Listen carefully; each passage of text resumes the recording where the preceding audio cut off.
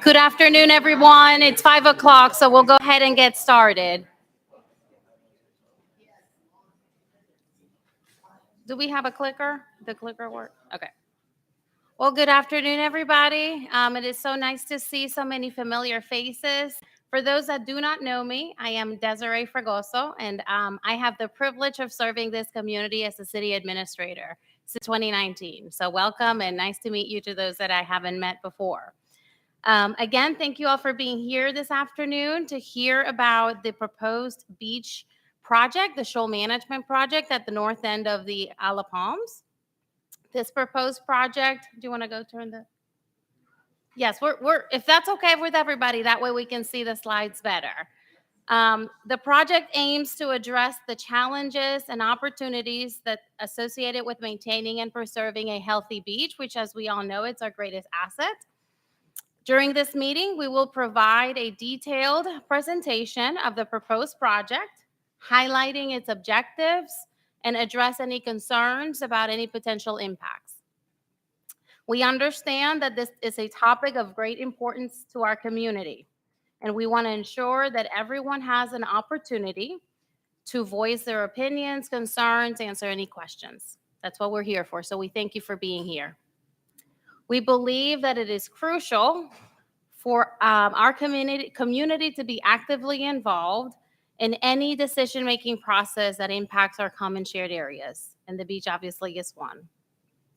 We have allotted about an hour for this meeting. We'll have a presentation and we'll have some time at the end. But if for some reason we do not have time to address every question or every concern, there is a page. Should I go here? Oh, okay. There is a page on our website right here where you can submit a public comment. It'll go to City Council and the staff, and we will respond accordingly. I do have a few ground rules that I always like to share when we have public meetings, and hopefully everybody can agree to them, and we can ensure that we have a productive and respectful meeting this afternoon. So just a few things. All ideas are welcome. Please listen respectfully to others. Avoid side conversations, and please put your phones in mute so that we don't disrupt the meeting as it's going along. If you disagree, why don't you propose a solution? We'd be happy to hear it. Limit comments to 3 minutes at the end so that we can get through as many comments or questions as we can with the time that we have this afternoon. And at the end of the day, I think we can all agree that we're here because we care and we're trying our best. While I have your attention, I do want to make a plug of Sunny. This year, the city launched an AI-powered platform that allows web and text features. So it's an effort that we've done to improve communications with our community, increase citizen engagement, and just facilitate the sharing information process that you all need from the staff. And it's had great results. So here's a barcode. I'm not going to make you to take out your phone and text it now, but maybe at the end of the meeting I will. But just keep it in mind. Text hello to this number, and you'll be able to connect with us and get alerts of events when we have emergencies. It's just a pretty neat tool that we're excited to be working on this year. Okay, so I'll go ahead and introduce Stephen. Stephen Trainham, along with a team of scientists and engineers with Coastal Science and Engineering, has been monitoring our beach since 2007, so knows the beach very well. And they've designed and implemented dozens of nourishment projects along the coast and all the projects that we've had here on Isle of Palms. He will provide an overview of the condition of the beach on the north end, explain the proposed shoal management project, and then we'll have an opportunity for questions.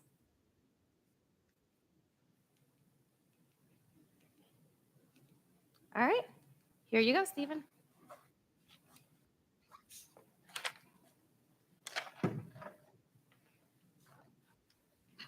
All right, thank you very much, Desiree. Can everybody hear me okay in the back? Okay, I'll try to speak a little louder there. And if I start speaking too fast, throw something at me, raise my hand, and I'll try to slow down a little bit. I have a good bit of information that I'm going to try to get through fairly quickly, just so we have as much time for questions and responses. But my name is Stephen Trainum. I've been with Coastal Science and Engineering since 2007. Um, and our company has been around since 1984, working up and down the coast of the East Coast. Every developed beach in South Carolina, we've been on and surveyed or done some type of feasibility study or restoration project. So we have a long history in South Carolina. And I will state that this meeting is something that is sponsored by the city. To date, we have not, the project that we're going to talk about has not been put on public notice by OCRM or the Corps of Engineers. Once the permit is put on public notice, there will be a comment period for that permit. And OCRM may elect to have a public hearing on that permit. The public hearing is a chance for OCRM to hear people's comments, but at the hearing, there's no opportunity for feedback. You can't answer questions. It's kind of a very short overview of the project. This opportunity that the city's presenting really is a better opportunity to get a little bit of back and forth and feedback from any comments or concerns. So I think it's a great thing that the city's trying to do to, again, reach out to the public because we know the beach is an important subject and want everybody to have their opportunity to be heard. So some real quick background on Isle of Palms and why it looks the way it does. And I'm going to turn that back in if that's okay.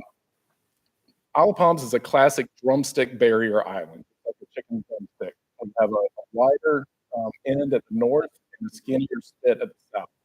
And that's developed over thousands of years as sand has come off the Dewey's Inlet Delta, migrated on shore, and built out that north end of the island. The sand that comes on the north end eventually works its way south, terminating at Breach Inlet, and eventually migrating through the Breach Inlet channels and the shoals and over to Sullivan's Island. And we're looking at thousands of years worth of accretion and erosion and sediment transport. A lot of changes occurring recently, and recently I mean since the 1800s when dams were installed, the sediment transport routes all along the coast. You have these being built on Sullivan's Island that's changed that. So there's a lot of different scales of changes occurring. But essentially, this is the general concept. And I'll talk about some of the specifics in a little bit. But sand migrates where it comes to shore in these shoals that detach from the inlet, migrate on shore, spread out. Some of that sand moves to the south, some of it gets recycled back into Dewey's Inlet to reform future shoals. Those shoals attach every 5 to 8 years or so. There's a big range. Sometimes it's shorter, sometimes it's longer. They can be varying sizes and contain volumes. But in recent years, since we've been studying the island, erosion has outpaced the natural erosion of shoals. So despite this kind of free sand coming onto the system, we're still losing about 100,000 cubic yards of sand every year on average from that east end. So if you're losing sand net, every once in a while you have to supplement that sand, and that's why we've done some of the large-scale nourishment projects. Let's see if this is a clicker. Don't think I have a laser here, but here's an example of Isle of Palms. In 1997, a shoal that had just attached to the beach in the center there, right near the property owner's beach house, which really is generally where the shoals tend to attach. They can go south.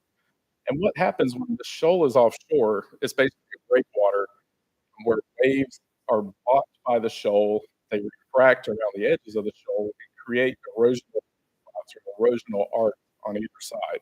And this photo is kind of the textbook example of what that generally looks like. Though everyone's a little different. You see the sand attaching in the middle, you see erosional arcs on either side.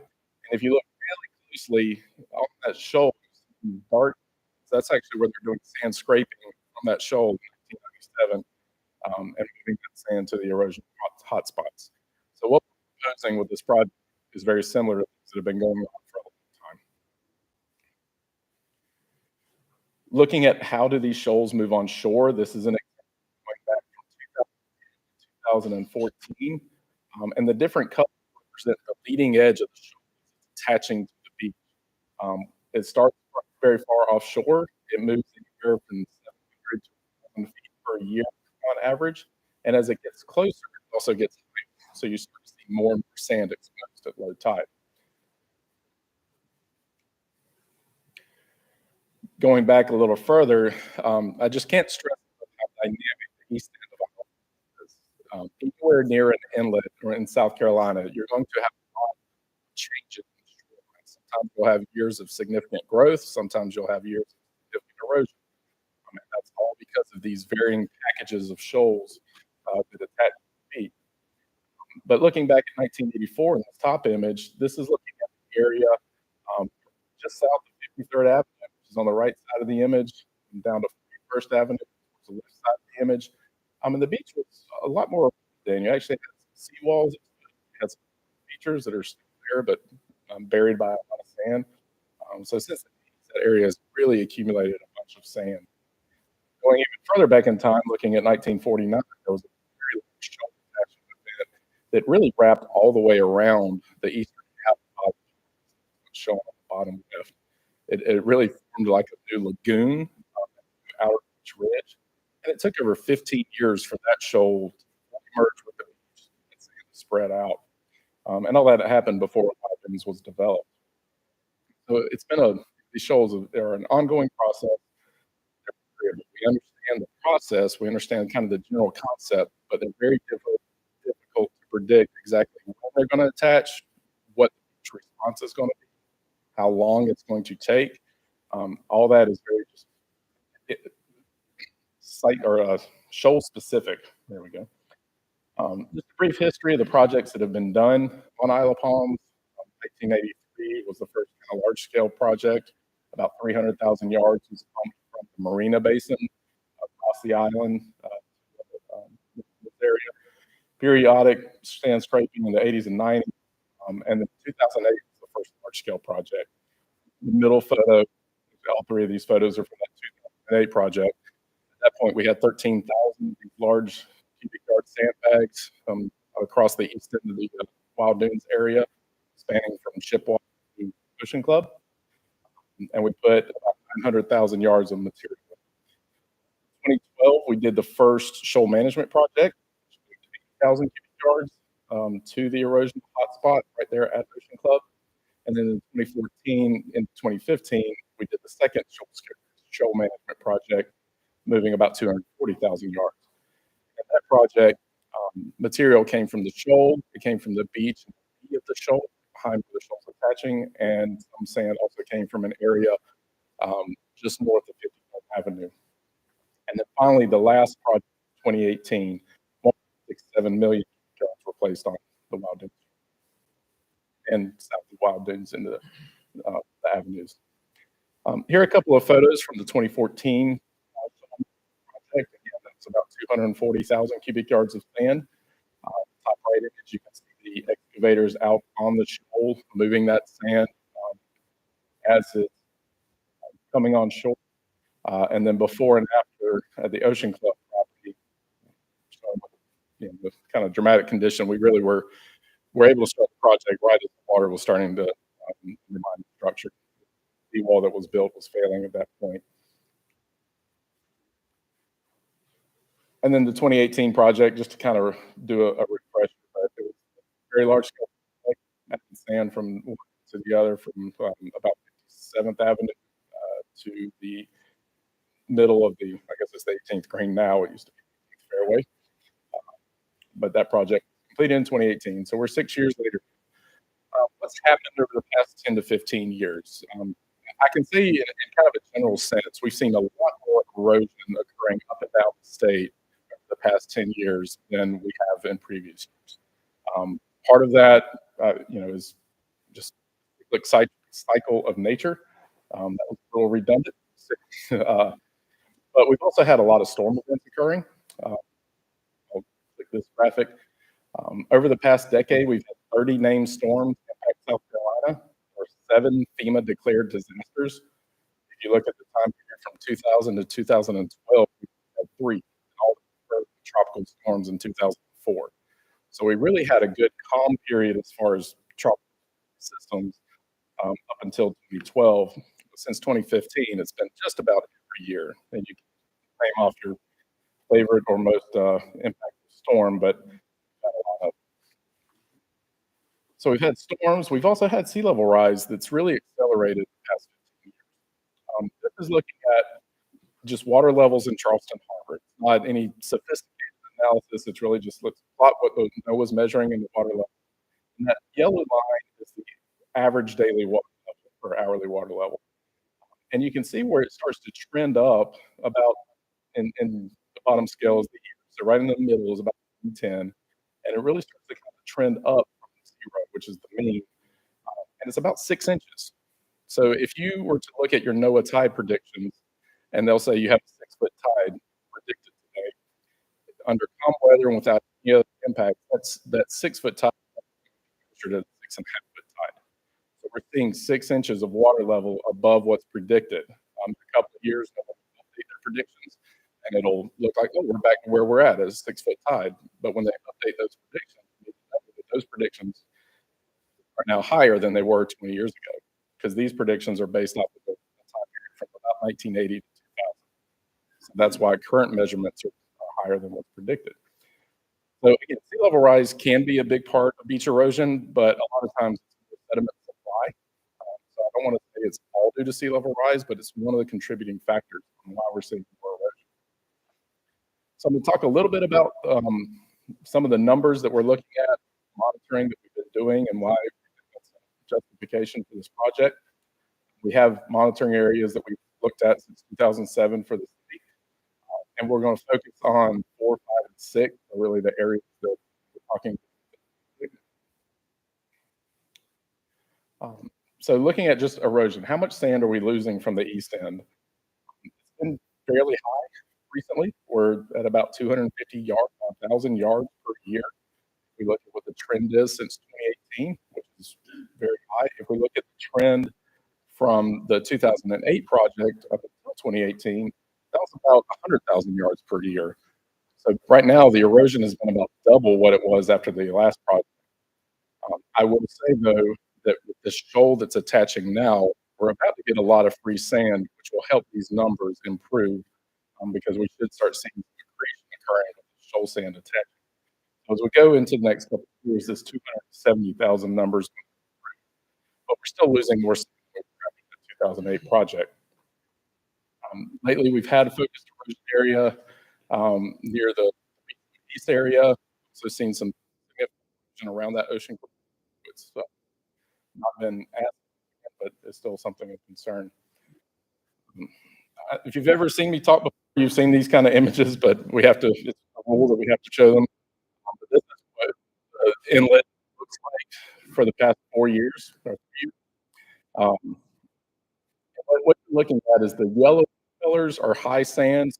Each side, that's not solid color there. But the shoals offshore are kind of the greenish hues, and whereas the bright green in the middle, that's where the shoals and the darkest blues are the channels. The channel in 2020 was kind of deflected straight to the south. As we move to 2021, you can see the shoals that are seaward of that channel, so closer to me here in the middle,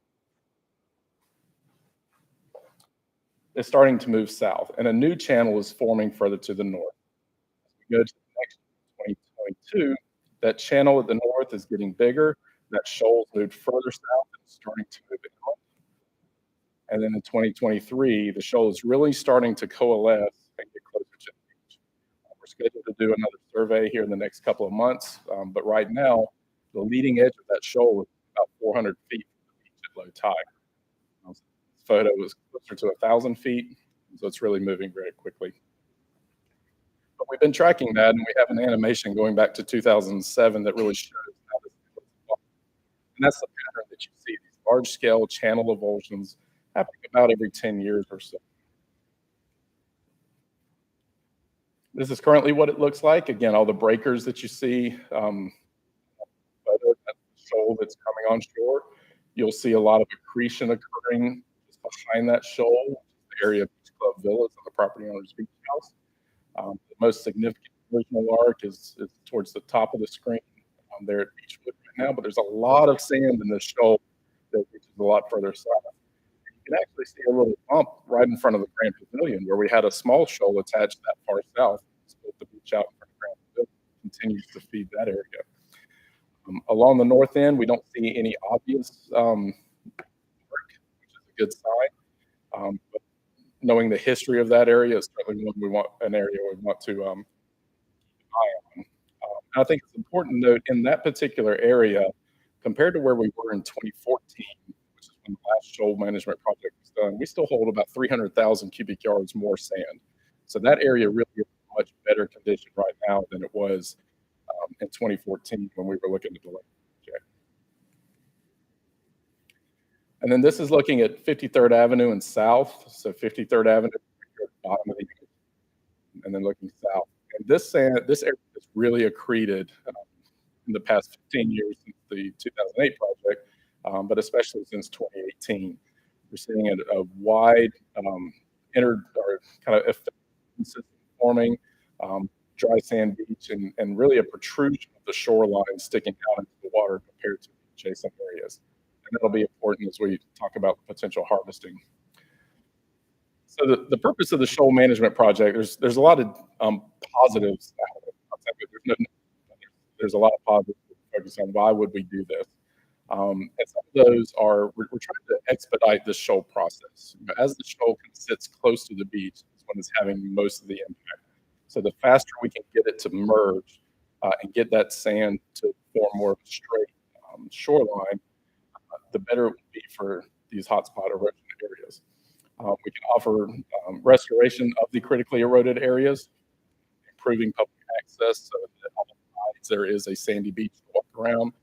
There's places right now that at high tide, there's armor stone or sandbags.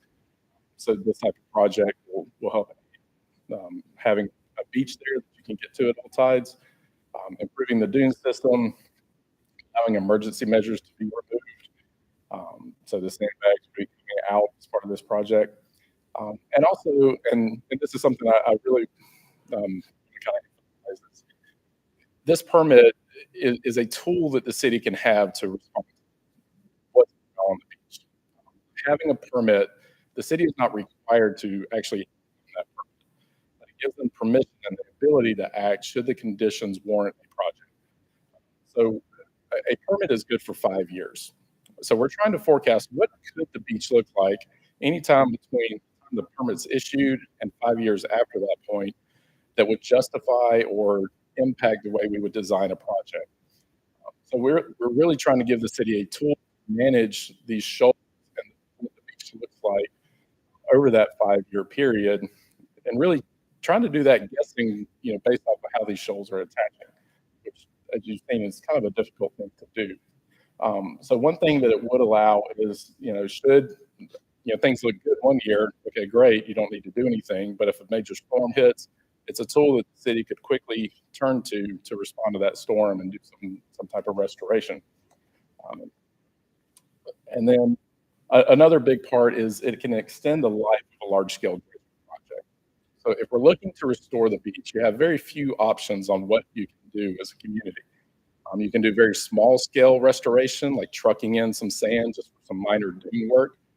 That can be a little expensive, and especially as you start to get to high volumes, like we're talking about here. You're looking at $40 to $50 per cubic yard of sand to truck it in from an inlet pit. Moving sand on the beach typically can be done for $4 to $5 per yard, so you're order of magnitude difference there. But the other option is the large scale project where you're bringing in a dredge. Dredges typically cost $4 to $5 million in mobilization just to get it on site. And then you're moving sand at $10 to $12 per cubic yard. So if we can extend the life of a dredging project to really modest scale restoration efforts, if we have a really short area impacted that we can kind of restore or fix with these interim projects, then we can push out the large scale projects where you're spending all that mobilization. They may be out there working in the summers, they may have impacts to rentals and things like that. And in some cases, the quantity of sand in the entire system really isn't the issue. It's a very localized point. So, at some volume or some area of impact, it makes more sense to kind of us focus on that area and not unnecessarily fill areas that are already pretty healthy. And a lot of that depends on where the shoals are at the point. So it's a flexible tool for the city to be able to have kind of in their toolbox to manage some of these erosion issues in that area. And we're also, we're not focusing on that in this meeting, but we're also looking at a similar type permitted project at the south end using sand from the Breach Inlet shoals and spit to be able to, again, have a tool to manage erosion issues in that area. So that's for potentially later. So now into some of the project details. This is what the permit drawing looks like, and it shows the potential areas. One of them being near the shoal attachment site, and you notice it's a pretty wide range because we don't know exactly where the shoal is going to attach. So we need to, again, anticipate what may it look like in 5 years and cover that in this permit application.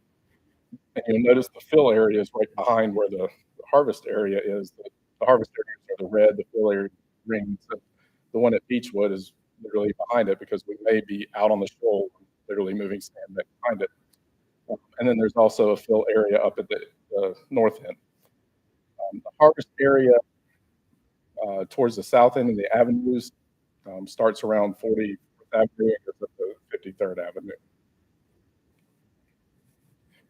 So some of the details of that, the permit would allow up to 2 events, totaling a total of 400,000 cubic yards.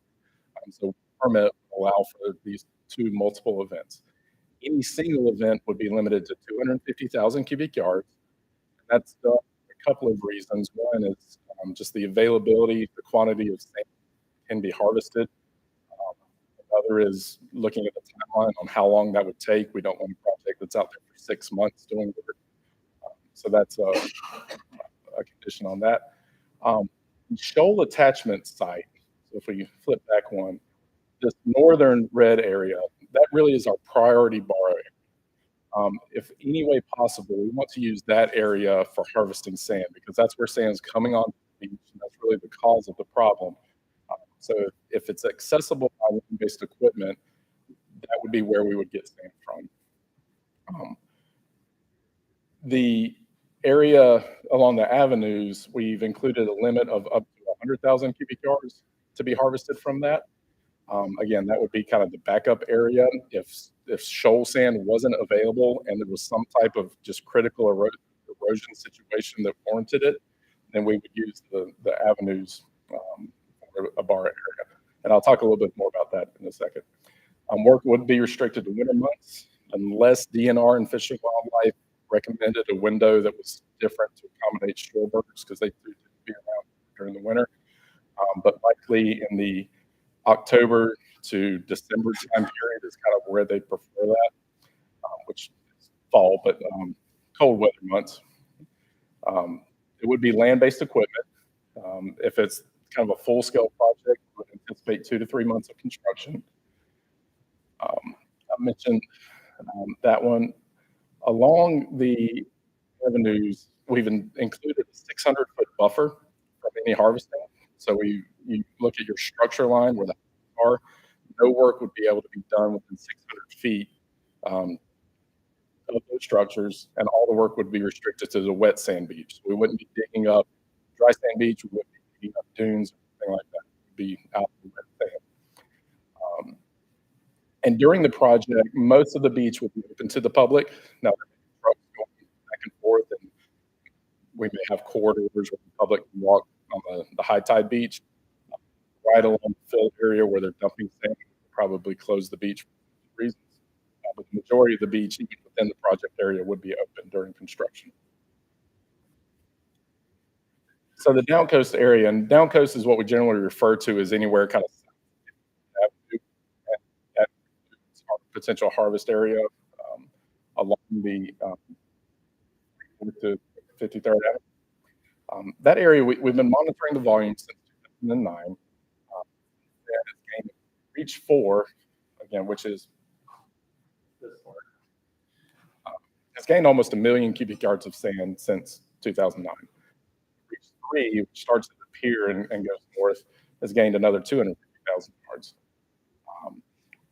since 2018 reached for are just the area within where we proposed to have that has gained almost 50,000 cubic yards. So, the permit would allow up to 100,000 yards of that sand to be recycled back. And what that works out to is about 33 cubic yards per foot. So this top image on the graph, you can see since 2009, four's volume, that's unit volume per foot. So it's been increasing just about every single year since 2009. There was 1 or 2 years around Hurricane Matthew and Irma where it was a little bit of sand, but has really been increasing, and especially since 2018. So that kind of darker blue bar in the middle is the 2018 condition. Since then, it's really jumped up. So if we were to take and harvest all of that permitted sand, that 1,000 yards from that area, it would reduce the volume back down to about where it was 2 years ago, which is still well above where it was in 2018. So I say that just to kind of provide a scale of what really are we talking about. Cubic yards is kind of an abstract number if you're not used to dealing with it. But I kind of drew a red arrow there on where we would likely drop back to if we took the full 100,000 yards after. We would fully expect right after that project for the sand to continue to accrete like it has. So over the next couple of years, that sand would come back through the system, and you would see the similar types of accretion. This is what the 2014 project looked like. On the left side of the image, and I know it's going to be a little difficult in the back, but I'm sure this will be posted on the city's website so you can go through and look at it a little clearer. But the harvest area is right in the middle of the photo. You see these little dots. That's where the excavator came in, harvested it, loaded it in the trucks, and moved it to the north. The right photo was that same area 6 weeks later. You really can't tell anything was done there. There is a natural ridge and runnel system, so you see a little bit of a runnel through the intertidal beach, but really it restored itself very closely. We saw a little bit of erosion of the high tide line. You can see a little arc kind of right around the bottom of that image, and then that quickly started to rebuild itself. So there will be some initial kind of setback of the high tide line by harvesting sand from that area. And we're estimating that to be up to 50 feet from where the current high tide line is. And based off of the unit volumes that could be harvested under the permit.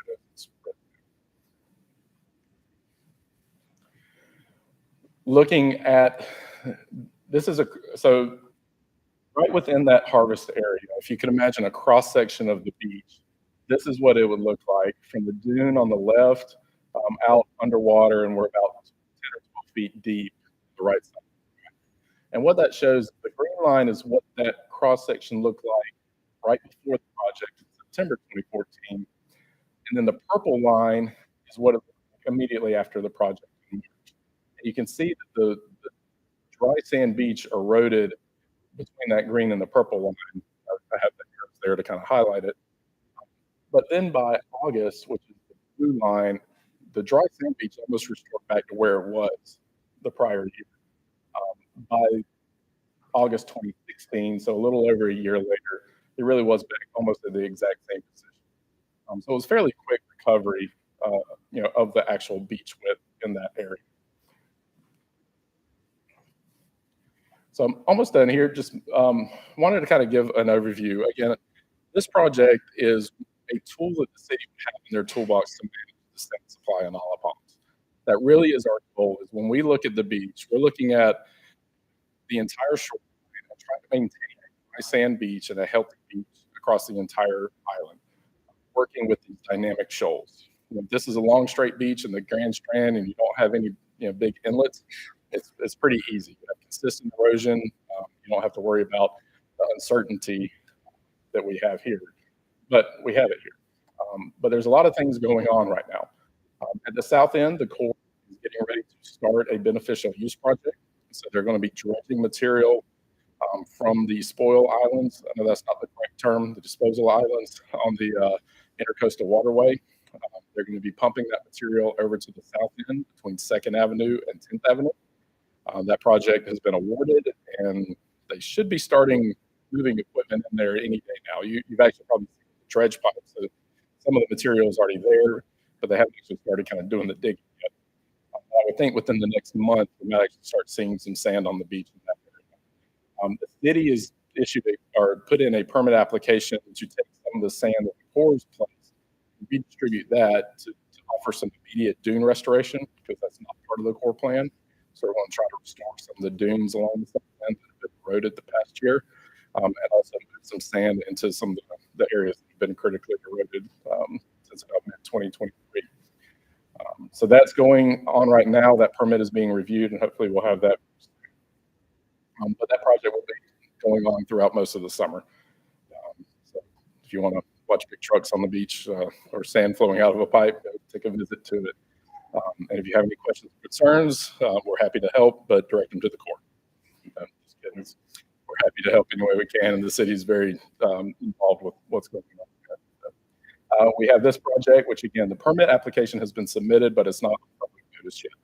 You will have the opportunity to submit comments to the Corps and to OCRM.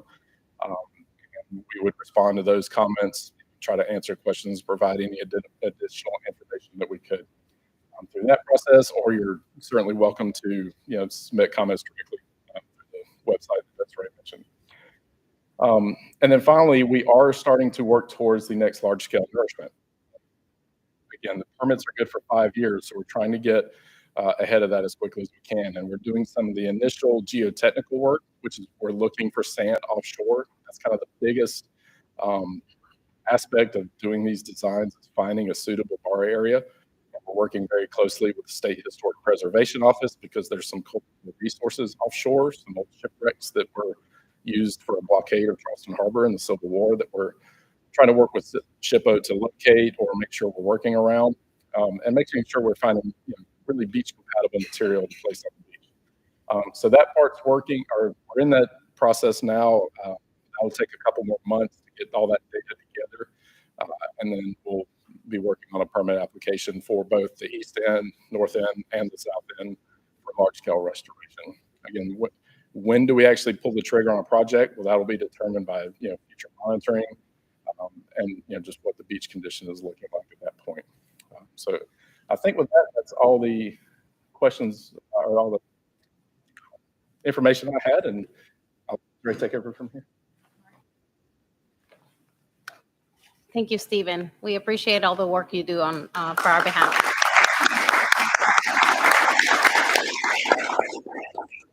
We do have some time for questions. So if anybody has any questions, please raise your hand. We can, Douglas, can you grab that mic? We can move it around, and hopefully we can answer. If not, we'll research and get back to you. So,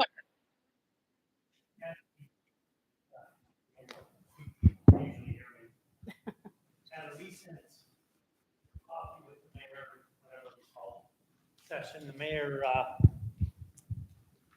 stated that they anticipated, just quoting what he said, not that there would be a large-scale offshore renourishment similar to the one in 2017, I believe it was, about 2027.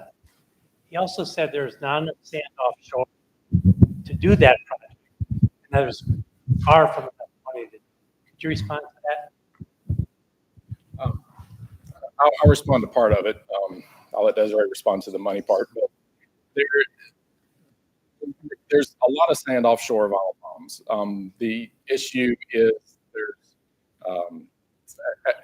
as I mentioned, there's historical artifacts. There's also a lot of areas of mud and shit. We're looking for suitable bar areas. So I'm not concerned about the quantity of sand.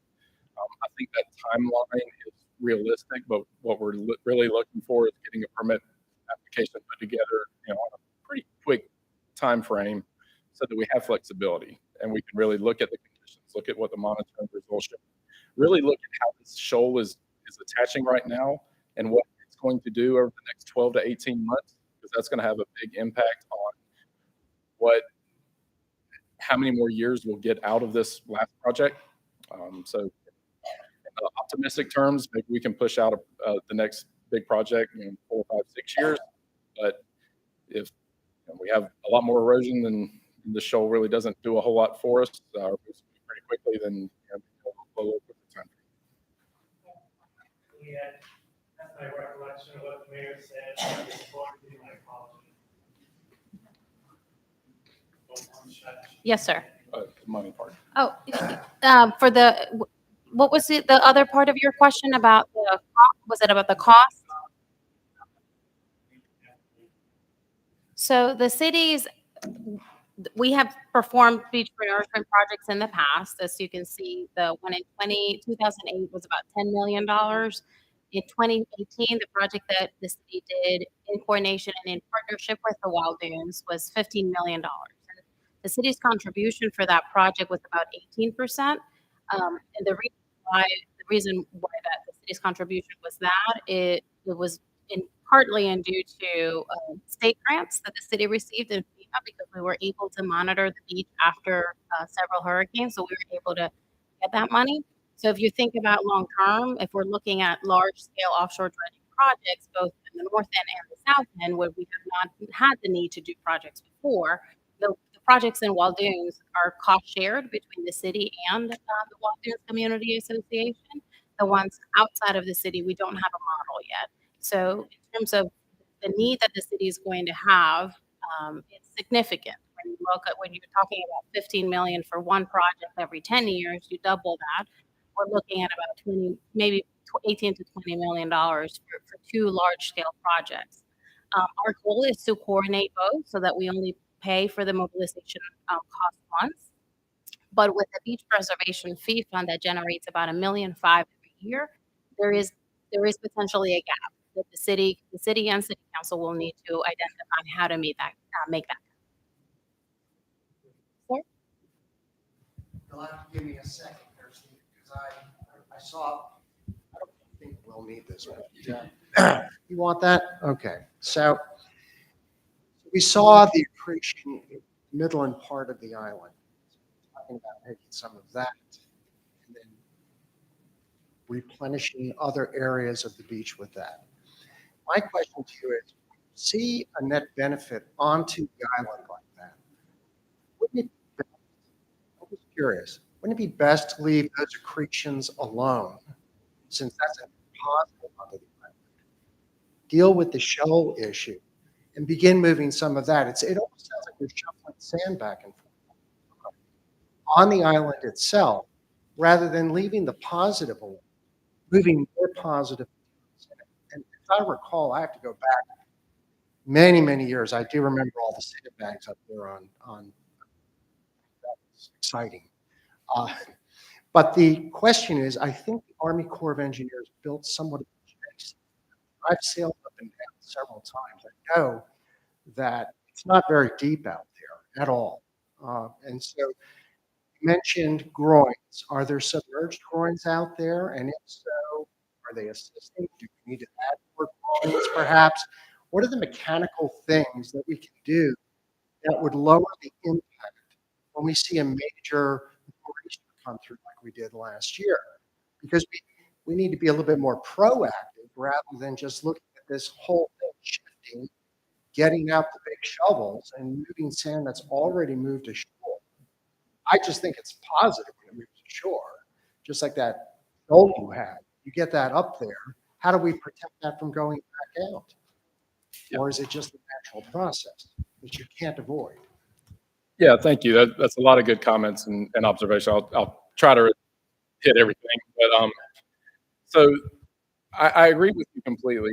Adding sand to the system, from an outside source is the ideal situation. You're increasing the amount of sand in your sandbox, which is the ideal condition. However, the only way to do that is either for these type of quantities, offshore dredging, very expensive option, but a necessary one at some interval. You have to kind of ask the question: if we have 1,000 feet of beach eroded, is it worth spending the $20 million for that, or do we need to wait until it's we see a larger deficit across a larger area? So that's the big tool, the big shovel that we would use on as an infrequent basis as necessary, because again, you have the $5 million mobilization just to get the dredge here. So if we can extend those projects, reducing the number of mobilizations that you have to pay over time, and also just the impacts to equipment on the beach. Um, these recycling sand from the accretional area, again, they have got a great, huge, wide beach. I love huge beaches everywhere. But when we're looking at it as what are our options, again, to the shoal, to use that sand, that's the preferred alternative. We would do that. We would really be leaving that area on as almost an emergency type. Hey, we need some sand, to avoid huge costs with sandbags or some other type, kind of critical emergency situation. But we also have the thresholds in there that if that area ever got to a point where we have the 600-foot buffer, we would take sand from there. Because, I mean, I know my career would be very short if we're taking sand from one person at the expense of another. That would go over very well for a long time. So we really think we created and designed this project using the volumes that we were able to measure, document, in the correct condition, to make sure that we're leaving everywhere protected. And so I feel like that 100,000 number is an appropriate number to, again, use kind of as a last ditch effort. That's the best term for it, but to help supplement and buy some time until maybe it's buying time until other emergency measures. As far as groins go, groins can be very effective at reducing erosion rates, but they work a lot better in areas where you have a consistent direction of sediment transport. You have sand always moving to the south or always moving to the north. Here, with the way the shoals attach, at some points during one year, you may have a lot of sand going to the south. That's the shoal attaches. And speaking as Beechwood as the example, sand's actually going to the north behind the shoal. So you may have your sand's going in both directions. So single groin certainly wouldn't be as effective. Multiple groins through that area could help kind of eliminate some of that impact. But with the inlet system in the shoals, it's not as predictable as kind of a long straight beach groins. I think I've answered most of those, but we'll move on and talk later. This is streaming audience. I still don't understand how soon it will be before Beechwood East will see some help in getting protection for our houses. That occur with actually hardly any wind effects are already going up into an sandbags. People have to camp out in front of us because they want a beautiful beach. It isn't there. How soon do you think we're going to get some relief? Yeah, so there's a couple of things in the works. If we're looking at trying to add a couple more sandbags, another layer in areas where sandbags have performed, the sand I think have performed much better than some of the cube sandbags that have been tried before. No, not the the white ones tend to roll over with the sun. So that should be happening in the next several weeks to kind of reinforce the wall or the revetment with the sandbags. For this particular project, if the permitting goes through fairly quickly, we could be looking at the first project this upcoming winter season. We're not going to be able to do work during sea turtle season for sure, and the permit wouldn't be issued that quickly anyway. But there's a fair chance that with the way the shoal's attaching, we may see some natural recovery in that area at some point. I don't want to say it's in the next 5 to 6 months. Maybe shortly thereafter, there may be some natural recovery. And if there's significant recovery, it may eliminate the need to do, the shoal project. That's something we want to monitor at the time. But that's the best answer I can give you right now. The question is, we need to repair our homes. We're having erosion in everything that's in our areas of our garage, so to speak. And we want to try to fix that. Is that ridiculous? Try to do that, considering that you may have going into earthquakes. Yeah, I understand the concern. I think my advice would be to until the erosion pressure is relieved one way or the other. So before you try to build back things that are still going to be livable, let's focus on to just kind of hold the line where we're at. But you'd really have to look at it on a case-by-case basis and maybe consult with a local structural engineer or something if you have particular concerns over your property. Because they keep tossing it back and forth just to try to rebuild it the way it was. What do we do? I'm not sure. That may be a better question for the city's building for a particular situation. So we have time for one more question. Yes, ma'am. I have a question for control management program here. I just want to be, are you suggesting that you are taking the sand, harvesting the sand from what, 40, what, 53rd? 44th. Okay, so that's where you're going to harvest it. Where is your proposal where you're going to put that sand? Are you putting it back on the Isle of Palms, or are you putting it on private wild dunes? The sand would be placed in the eroded areas within what was shown on the permit, so the Beechwood East area, potentially to the Ocean Club area. I would not think that sand from the avenues would go all the way up to Ocean Club. I think that's more if the Shoals sand would be accessible. I understand that. Well, so, well, it's a very good observation, a very good question. So sand's going to continue to move from those avenues south. So from that harvest area, if we take sand out, that's not going to stop sand from moving south. It still will be moving south over time. Right, we're proposing up to 100,000 yards. Now, the benefit to that area is right now it has a sand surplus, and that surplus originated from sand that was placed in these projects. We would be recycling that sand back to an area where it would eventually move back to the same area it was harvested. So basically putting it back up at the head of the stream so that it will move back through that system over time. I can't say. Focused on that area in 2018. You got a permit in 2018. But that sand did not reach all the way down the island.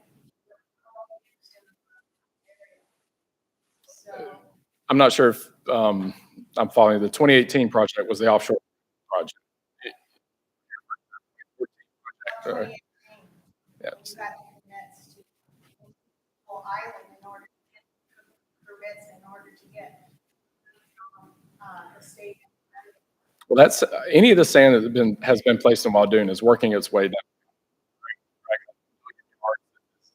Accumulated in Reach 4, 250,000 yards in Reach 3. And you see the signature of accretion. If you look at the data in a different way, you can actually kind of see a wave moving down the beach. As you get closer to the pier, that wave kind of loses the signal more, but there's moving there. Now, we deal with gross sand transport, so how much sand is moving every day, both directions, and then you look at net sand transport, which how much is actually accumulating over time. And so you can see that, Region 3 and 4, whatever's leaving is being replaced, and even more so by the sand that's coming into it. As you get further down the island, it's more balanced, where whatever's leaving is being replaced by the amount that's coming into it. So it's more of an even system. Up until the past 2 years, that south end has been pretty stable or accretional. 2 years really went from, I think we lost a net of 6,000 yards from 2009 to 2020, very island, and it jumped up to 300,000 yards in the past 2 years. So, well, we included this. We include. Would be happy to talk to you offline. Thank you for coming to the meeting. If anybody wants to talk to us, I'm going to be closed.